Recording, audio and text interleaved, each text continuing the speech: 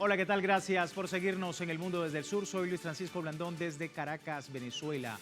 El vicepresidente sectorial de Soberanía, Política, Seguridad y Paz, Diosdado Cabello, ha informado de la activación de la zona de paz número 1 entre los estados Táchira y Zulia, con el despliegue de 15.000 hombres y mujeres de refuerzo. Ha indicado que este despliegue inicia con el esfuerzo especial de tropas de aviación, de drones para el resguardo fronterizo, y ha instado al gobierno colombiano a hacer lo propio para asegurar toda esta zona y desalojar a quien quiera radicarse para cometer delitos en la zona fronteriza. Recordemos una instrucción especial del presidente de la República Bolivariana de Venezuela, Nicolás Maduro, primera zona de paz en la frontera con Colombia. Pero antes debo recordarle a través de redes sociales, a lo largo del día hemos sondeado la opinión de nuestros usuarios sobre nuestro tema. Algunos de ustedes quizás ya han participado respondiendo de la pregunta que hemos hecho al respecto. Sin embargo, se la recordamos con el código QR. Se activa la zona de paz número 1 para garantizar la paz de Venezuela. El gobierno nacional anunció despliegue de 15.000 funcionarios en estados fronterizos con Colombia. Esto que refleja compromiso nacional por la seguridad fronteriza, ratifica la lucha contra el narcotráfico, resguarda la soberanía de la patria junto al pueblo. Son algunas de las opciones que tiene usted en cuenta para poder participar. Si no lo ha hecho, lo hace desde este momento. Más adelante revisamos y asociamos todas las respuestas. Vamos de inmediato con el análisis. Me acompaña Juan Eduardo Romero. Él es escritor, historiador, politólogo y, por supuesto, diputado a la Asamblea Nacional de Venezuela. Muchísimas gracias, diputado, por su tiempo. Vamos a escuchar al ministro de Interior, Justicia y Paz, Diosdado Cabello, quien aseguraba que el presidente ha activado esta zona número 1 en un esfuerzo importante contra el narcotráfico en la región. Eso decía. Entonces, nuestro presidente ha decidido activar de manera inmediata la zona de paz número 1. La zona de paz número 1, ponme el mapa por favor, que incluye el estado Táchira y el estado Zulia. Zulia y Táchira, zona de paz número 1. Y ha ordenado el presidente un gran refuerzo operacional de lo que ya existe allí, porque ahí estamos operando desde hace bastante tiempo, desplegado con URRA y con operaciones policiales y militares puntuales. Ahí teníamos al ministro de Relaciones Interiores, Justicia y Paz, Diosdado Cabello. Diputado, la pertinencia de la activación de esta zona de paz número 1. Bueno, gracias de nuevo por la invitación. Mira, yo creo que hay 4 líneas bien definidas en torno a esto. Sí. Lo primero es el reforzamiento de la zona fronteriza occidental en un espacio que históricamente, no es ahora, ha sido incluso desde tiempos de la colonia, ha sido muy activo en términos de la movilidad, ¿no? Pero en este caso, ese reforzamiento de esa zona geopolítica está asociada con un segundo elemento, que es las continuas decomisos que se han hecho a partir de la operación Catatumbo. Y por lo tanto hay un reforzamiento de esa acción del Estado porque, como muy bien lo señala el informe de las Naciones Unidas sobre droga, el 87%, aunque va por la vía del Pacífico, hay un 5% que busca penetrar el territorio nacional y es en la zona del Tibú, el Catatumbo y esa zona que está Táchira Zulia.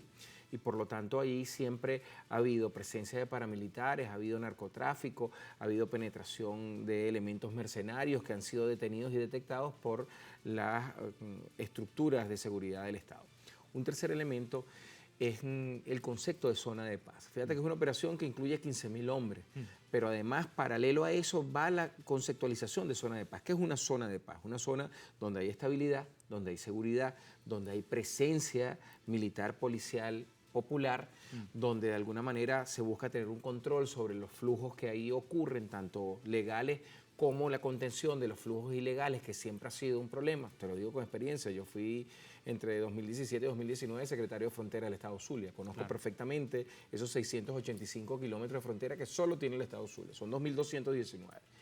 Hay un cuarto elemento que no tiene por ser minimizado, porque lo bajamos de último, que es que esta operación, que implica 15.000 efectivos, también implica una acción popular, porque recuerda que las estructuras que tiene el Partido Socialista Unido de Venezuela, a través de los jefes de calle, los líderes de comunidad, tiene un componente de seguridad. Y el tema de la inteligencia social aquí es clave. Esa inteligencia social es requerida para evitar dos acciones que desde Colombia vienen dándose.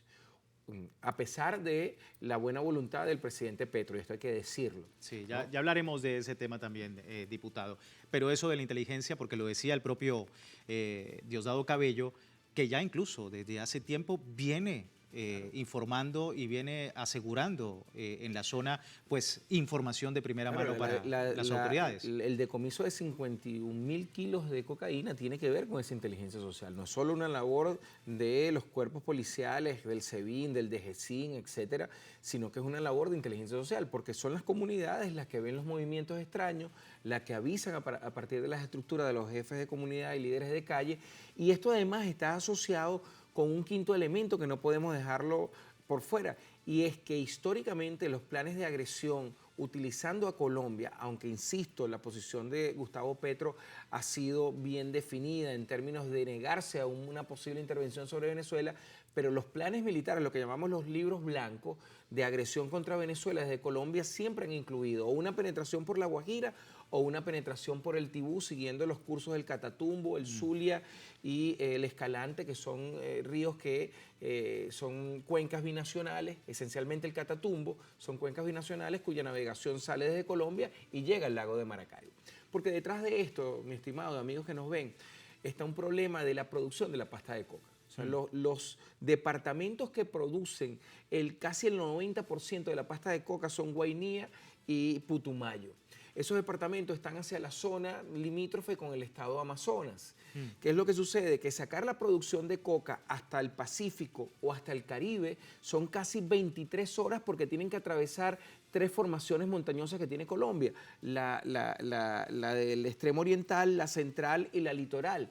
En cambio, intentar llegar hasta los puertos del sur del lago, Tomoporo, Palmarito, Palmaritico, Puerto Concha, son 7 horas. ¿no? Entonces, eso nos exige a nosotros una mayor presencia, una mayor vigilancia, y por eso esta definición de zona de paz, que es una acción policial, militar y popular, es extraordinaria desde el punto de vista de la disuasión, del control del territorio y el fortalecimiento a través de la movilización popular. Sí, diputado, por otro lado, vamos a ver parte de lo que ha comentado el presidente Gustavo Petro recientemente, pero también esa parte de Colombia y la importancia de que en esta zona de paz, por supuesto, haya un mayor involucramiento de la seguridad colombiana. Decía el presidente Gustavo Petro denunciando lo siguiente, pero en ese tema del narcotráfico, ¿no? Decía, el cártel de los Solex no existe, es la excusa ficticia de la extrema derecha para derribar gobiernos que no le obedecen. El paso de cocaína colombiana por Venezuela lo controla la Junta del Narcotráfico y sus capos que viven en Europa y Oriente Medio. Le propuse a los Estados Unidos y Venezuela que juntos destruyamos ese cártel. Es coordinar y no someter. El problema político de Venezuela se resuelve entre los venezolanos mismos y hablando y con más democracia. Una Venezuela descarbonizada debe ser el propósito. La Gran Colombia, potencia mundial de la vida y pilar esencial de la unidad latinoamericana y la paz. Poco después recibió lo que parece ser una amenaza, diputado, por parte del congresista estadounidense Carlos Jiménez, a lo que el colombiano respondió: usted no tiene derecho a sentenciar a ningún presidente elegido popularmente en Latinoamérica. Pudieron sentenciar a Pinochet, pero resultó aliado. Yo tengo las evidencias de los compradores de cocaína colombiana que pasa a Venezuela, y si la verdad cuesta la cárcel, pues preso voy también, sargento, dice el presidente Gustavo Petro. Quería hablar en ese escenario, diputado, de la gran, digamos, no decir la colaboración, sino decir el trabajo conjunto que se está realizando con el gobierno de Gustavo Petro, no solamente desde esta zona fronteriza con Venezuela, sino con todo este tema del narcotráfico que ha causado tanto revuelo en estos días. Mire, Yo resaltaría varios elementos, ¿no? Lo primero es la disponibilidad del gobierno de Colombia, a través del presidente Gustavo Petro, de reactivar la comisión binacional. Esa comisión tiene cerca de unos 45 a 50 temas: vehículos, transporte, ambiente, migración, utilización de preservantes para el control de la cocaína que afectan, licencias de importación, impuestos, vialidad, etc. Un conjunto de temas. Esa comisión estuvo durante mucho tiempo paralizada porque, bueno, el gobierno de Álvaro Uribe, obviamente, cuando ataca a Ecuador con la excusa de la presencia de la FARC ahí, amenaza a Venezuela. Es aquella famosa diatriba donde Chávez le dice: no te faltó tiempo, te faltó otra cosa. Sí. Estamos en horario prioritario, no lo podemos decir, ¿no? Y luego vino el gobierno de Santos, que también las relaciones no fueron nada fluidas, y por supuesto después el gobierno de Iván Duque. Por lo tanto, el funcionamiento de esa Comisión Binacional de Asuntos Fronterizos, que tiene incluso temas ambientales conjuntos, se paralizó. Petro lo ha reactivado, pero la reactivación y la decisión de Petro, y además esta declaración de la zona de paz, obliga a una respuesta del sector policial militar colombiano. Y entonces ahí la cosa se pone un poco más difícil, porque nosotros podemos patrullar y podemos ejecutar las acciones de este lado de la frontera, pero si de aquel lado no las ejecutan, entonces la cosa es difícil, porque Colombia tiene más de 160.000 hectáreas de cocaína sembrada, mi estimado, ¿no? Produce el 90% de la cocaína del mundo. Y ahora también esta denuncia del presidente dimensiona la lucha del narcotráfico. Claro. Hablamos de una junta del narcotráfico, un cártel que desde hace tiempo Gustavo Petro está denunciando. Claro, lo está denunciando, porque además es una cosa interesante, porque en el caso de Colombia y de Petro hay una estructura de propiedad terrateniente latifundista que apoya, porque a ver, si te estoy hablando de que son más de 160.000 hectáreas, ¿quién posee esas hectáreas? No lo posee el pobre de la barriada de Medellín o de Cali o de Antioquia. No, son los grandes propietarios que utilizan ese territorio para ganado, etcétera, pero también para cultivo de coca. Por lo tanto, la élite económica y propietaria de Colombia tiene una articulación importante. Pero tú no ves que haya un señalamiento por parte de la DEA o de parte del gobierno colombiano. Por lo tanto, la posición de Petro es una posición digna, es interesante en ese sentido. Por supuesto, eso le causa una animosidad interna, pero eso es otro tema, indudablemente, ¿no? Pero a nosotros nos sirve porque cuando uno analiza la diatriba, la métrica sobre los carteles de los soles, bueno, resulta que eso es una dinámica discursiva que comienza, escucha bien esto que voy a decir, comienza en el año 89 cuando se detienen a 2 generales de la Guardia Nacional. Año 89, no está Chávez gobernando, no está la Revolución Bolivariana, se detienen a dos generales de la Guardia Nacional transportando en unidades de la Guardia droga, ¿no? Vinculados a la parapolítica en Colombia. Y a partir de ahí es la primera vez que surge. Luego hay una especie de silencio. Eso comienza de nuevo a partir del año 2003-2004, un señalamiento. Pero cuando uno revisa las fuentes, hay un trabajo extraordinario que lo recomiendo de Fernando Casado, periodista español, que se llama El cartel de los soles, desmitificando una mentira, ¿no? Donde él demuestra cómo son refritos, es decir, es el Miami Herald que lo dice sin fuentes, dice fuentes anónimas de la DEA, fuentes anónimas del ejército colombiano, fuentes anónimas del ejército venezolano, nunca las señala. Las declaraciones del Miami Herald la reproduce el New York Times, la reproduce el Clarín, la reproduce el Tiempo, la reproduce O Globo. Total que es una recirculación de las matrices y no hay. Lo que sí hay es un informe. Cuando la DEA se va en el 2004, entre 1999 y 2004, la DEA solo hizo un decomiso de 250 toneladas. Sí, algo que a partir de ahí hay un promedio, a partir del 2005, de más de 1.000 toneladas. Y ahorita, en estos 4 meses, el ministro del Poder Popular para Interior y Justicia y Paz, Diosdado Cabello, con los organismos de inteligencia, ha decomisado 51.000 kilos de cocaína. Hemos derribado 396 aviones que han pretendido violentar el espacio aéreo utilizando a nuestro espacio como tráfico por su cercanía en el Caribe. Y se nos acusa a nosotros. ¿Por qué no se acusa a Bolivia? ¿Por qué no se acusa a Perú? ¿Por qué no se acusa al gobierno de Noboa en Ecuador? ¿No? Sí. que hay una presencia indudable porque el 87% sale por el Pacífico. Hasta donde yo sé, profesor de geopolítica y de historia y geografía durante 32 años, creo que Venezuela no tiene fronteras en el Pacífico. Y una, por supuesto, retórica que ha rechazado contundentemente este fin de semana el pueblo venezolano a través de una jornada increíble. Vamos a estar hablando de esto, diputado. A la vuelta, recordemos, tiene tiempo de participar en la encuesta que hemos publicado sobre este tema. Más adelante vamos a ver las respuestas. Este es el código QR. Por lo pronto, vamos a la pausa y ya regresamos.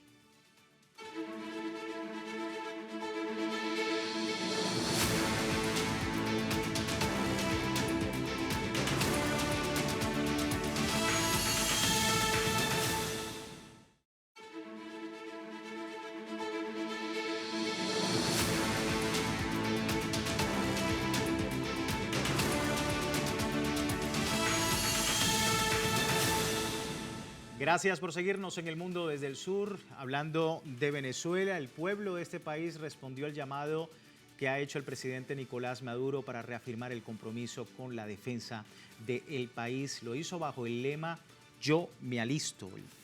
Las plazas Bolívar de todo el territorio nacional han sido el epicentro de unidad nacional. Miles de ciudadanas y ciudadanos de distintas edades acudieron al lugar para registrarse voluntariamente ante el compromiso de defender la paz en el país. La actividad estuvo acompañada por expresiones culturales, vimos consignas, incluso la presencia de autoridades en torno a esta jornada donde se consolidó con una declaración de amor, pues la actividad de unir a mujeres y hombres y juventud en torno a la soberanía, pero sobre todo el legado del presidente y líder de la revolución bolivariana, Hugo Chávez, sobre la milicia bolivariana, ese alistamiento de la milicia que ha conformado gran cantidad de personas en sábado y domingo y que se va a extender también, ya lo anunciaba el presidente Nicolás Maduro.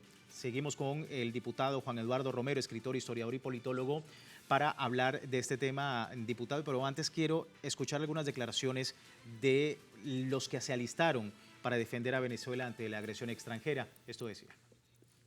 Los pescadores de aquí de Maracaibo nos alistamos para defender la soberanía que nos corresponde, para defender esta hermosa patria llamada Venezuela. Nosotros los pescadores luchamos por este hermoso país y hoy decimos más que nunca que con Venezuela no se mete nadie, Venezuela se respeta. Desde este hermoso lago de Maracaibo que tenemos aquí enfrente, defendemos la patria y la soberanía de Venezuela. Esta bandera representa, para nosotros los venezolanos, representa libertad y no podemos permitir que nadie pueda quitarnos la libertad, porque nosotros vamos como pecadores de nuestro pueblo, del lago de Maracaibo, a defender y nos vamos a alistar y luchar por lo que nosotros queremos, por el agua. Aquí nadie sabe lo que nosotros pasamos, lo único que sabe es el ministro de Pesca y los realmente venezolanos que vivimos la pesquería. ¿Estás dispuesta a defender tu patria? Estoy dispuesta a alistarme y mis pescadoras también. Ahí teníamos algunas de las personas que, por supuesto, en todo el territorio nacional han acudido el llamado. Diputado, la importancia de esto y qué está en juego, por qué la importancia de este reclutamiento. Ahí el tema de la agresión contra Venezuela ha sido una constante. ¿Qué ha contenido hasta ahora? Yo digo que en primer término es lo que Ismael Mesaro llamó la carga histórica, ¿no? Esa sangre caribe, esa capacidad de resiliencia, de resistencia que hemos tenido los venezolanos que han intentado contra nosotros cualquiera de las estrategias que han funcionado en Siria, que funcionaron en Irak y que funcionaron en Libia. La razón por las cuales esas mismas estrategias, asfixia, intentos de penetración de las Fuerzas Armadas, intentos de magnicidio, penetración de grupos paramilitares, congelación de activos, presiones diplomáticas, amenazas de invasión, operaciones ocultas de agresión que hayan fracasado acá y funcionaron en otro, tiene que ver con esa carga histórica, es lo primero. Y ese componente de la carga histórica tiene un componente popular importante. Lo tuvo con Bolívar. Cuando uno ve el proceso de independencia, querido amigo y compañeros que nos siguen en Telesur, cuando uno ve el proceso de independencia de Venezuela, la clave es que eso que llamamos el ejército patriota fue un ejército de milicianos. Bolívar era un oficial de carrera, Urdaneta era un oficial de carrera, Arismendi era un oficial de carrera, Santander lo era, Mariño, pero Páez no era un oficial de carrera. ¿no? Había cantidad de Rondón, que es tan famoso en su carga en el pantano de Vargas, era un sambo que se alistó, ¿no? Entonces el elemento de la milicia, el elemento de lo popular ha sido clave. Por eso es que Bolívar decía en una comunicación que él tenía en 1819 con el encargado de negocios, pueblos libres vencen imperios poderosos. Cuando Morillo, fíjate esto, cuando Morillo firma el armisticio, el Tratado de Regulación de la Guerra en noviembre de 1820 y regresa a España, el rey Fernando VII lo increpa en unas comunicaciones. Dice, ¿cómo es posible que usted que era un general que venció a Napoleón, que resultó victorioso, se haya dejado derrotar por unos salvajes cuando yo lo envié con 15.000 hombres? La respuesta de Morillo fue una respuesta extraordinaria. Le dijo, deme usted 10.000 hombres como los que tiene Páez y Bolívar y yo le pongo a Europa. Y en otra carta él le decía, es que ellos ganan porque él es la revolución, o sea, Bolívar es la revolución, nosotros somos esa revolución. Y entonces tú ves ahí algo interesante, porque nuestra Fuerza Armada, y ahí hay otra métrica comunicacional, ¿no? Estados Unidos tiene 20.000 aviones, tiene 2 millones de hombres en armas, tiene 400 buques de guerra. Sí, es cierto, tiene una capacidad militar superior, pero pueden ingresar, como lo dijo Diosdado Cabello, el presidente de la Asamblea Nacional. Pero cada calle, cada casa, cada edificio se va a transformar en una trinchera en donde cada mujer, cada hombre va a enfrentarlos. O sea, son 4.500.000 milicianos. Yo soy capitán de milicia. Son 4.500.000 milicianos que estamos dispuestos, que tenemos entrenamiento militar y que sabemos pasar de lo que llamamos lucha no armada a la lucha armada. Pueden entrar, pero indudablemente, y fíjate eso fue en el Zulia. Los compas, que son las comunidades de pescadores y pescadoras, yo acompañé al gobernador de La Guaira, José Alejandro Terán, ayer, y al comandante de la Armada, Suleimán, y al comandante de la SODI, en una actividad con los compas en La Guaira. Es asombroso cómo la gente alistándose, ¿no? Y uno recuerda aquellas cosas, ¿no? Y entonces seguro van a ver, mira, yo fui testigo la semana pasada, y lo decía el presidente de la Asamblea, como el líder de AD que está en la Asamblea, Bernabé Gutiérrez, dijo, esto no es un tema de diatribas políticas, es un tema de patria. Correcto. Y me hizo recordar cuando en 1902 ingleses, alemanes, italianos, holandeses bloquearon las costas venezolanas. Cipriano Castro, el presidente en ese momento, tenía detenido a un general, el Mocho Hernández. Y el Mocho Hernández le manda a decir a Cipriano Castro, su adversario, su enemigo, déjeme salir, que yo prefiero morir por la patria antes que morir encarcelado. Entonces, cuando uno escucha a Bernabé Gutiérrez, uno entiende que puede ser opositor, no coincide conmigo, soy un militante de la izquierda, no coincide con Nicolás Maduro, pero tiene la comprensión de lo que significa la agresión, porque la guerra tiene dos seguridades, dos principios seguros. Sabemos cuándo comienza y que no tiene secciones con hombres y mujeres, niños, adultos o ancianos. Entonces, la gente a veces cree, algunos venezolanos, que es que hay bombas solo matachavistas o bombas que nada más van a caer en el ministerio. No, los daños colaterales son terribles. Ahí tienes a Libia, Libia fraccionado en 3 pedazos, Irak sumida todavía en una guerra interna, Siria es un desastre, donde los norteamericanos llegan con sus fuerzas o con otras fuerzas que animen mercenarias, termina siendo un gran derramamiento de sangre. Yo creo que nadie va a querer eso para su madre, para su padre o para sus hijos. Por eso es importante, de nuevo, insisto, recordar a Bolívar. Pueblos libres vencen imperios poderosos. Y hay un gran elemento en todo esto, diputado, que es el sentido de voluntariedad que tiene, porque en otros lugares del mundo, pues un proceso de reclutamiento, de hecho, ha sido también parte de la diatriba y de la retórica desde los medios de comunicación sobre el tema del reclutamiento. Incluso en Venezuela se ha hablado y se dice, por ejemplo, desde sectores extremistas de que te están obligando ahí, resulta de que esto es un proceso completamente diferente y que efectivamente está involucrando no solamente a personas de manera voluntaria, sino que tenemos profesionales, tenemos los pescadores, tenemos el campesino, tenemos el obrero, pero claro, tenemos también a doctores, tenemos también, por ejemplo, un diputado de la Asamblea Nacional. Sí, es que al final, mira, José de San Martín decía una frase extraordinaria, todo es lícito por la patria menos perderla. Todo es lícito por la patria menos perderla. Y eso se aplica concretamente acá. Porque habría que preguntarse, y la gente se pregunta, bueno, ¿por qué las razones de la agresión? Bueno, hay una primera razón que es la más evidente, el tema geoestratégico, geoenergético. 320 mil millones de reservas probadas. En el Golfo de Venezuela hay 545 mil millones de barriles extraíbles. En el lago de Maracaibo hay 26 mil millones de barriles extraíbles. En la faja petrolífera del Orinoco hay cerca de 1 billón de barriles de petróleo extraíble. En la desembocadura del río de Esequibo sabemos por las acciones ilegales de la Exxon que está el campo de Lisa 1 que tiene cerca de 600 mil millones de barriles extraíbles y Lisa 2 que tiene 400 mil. Es decir, nosotros estamos rodeados de energía. Pero el segundo elemento es el tema de los minerales de tierras raras. Hablamos mucho del petróleo, pero además nosotros tenemos minerales estratégicos que son claves para la comunicación, que tienen que ver con estos aparaticos que nosotros tenemos acá. Totalmente. Y una tercera es que cuando tú ves todo lo que han hecho con nosotros, y lo repito, pero que ha funcionado en Libia, en Irak, en Siria, pero aquí ha fracasado, entonces resulta que nosotros hemos construido un antimodelo a la intervención que pone en entredicho las estrategias de guerra, las lógicas de guerra híbrida, de guerra compleja que adelanta a los Estados Unidos como una estrategia de sus Fuerzas Armadas. Eso, por supuesto, en un escenario de conflicto entre el norte y el sur global, donde Rusia y China se han unido no solo económicamente, sino militarmente, donde los BRIC además están construyendo un bloque geoeconómico que va a transformarse en un bloque geoestratégico, del cual Venezuela en cualquier momento del año que viene va a ingresar. Entonces tú entiendes la complejidad de lo que nosotros significamos y el alcance que tiene la resistencia. Ahora, lo otro es el bluff. Hay que entender un poco, ¿no? Porque además de esto se trata de una operación de guerra cognitiva profunda. Es decir, los buques de Venezuela están en las fronteras marítimas de Venezuela. Bueno, resulta que un buque está en la Florida, 2 buques más están en mantenimiento, no están efectivamente operativos. La cuarta flota está ahí, está en Panamá, es cierto. Pero una operación de esa envergadura,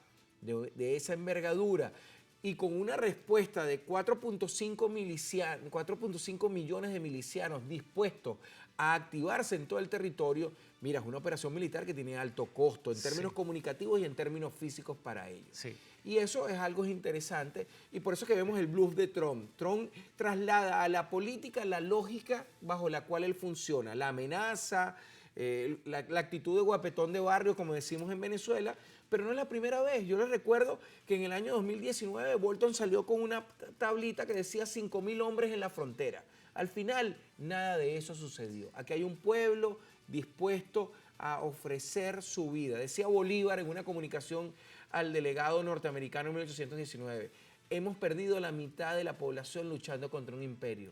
La otra mitad está dispuesta a hacer lo mismo si es Venezuela la que se ofende.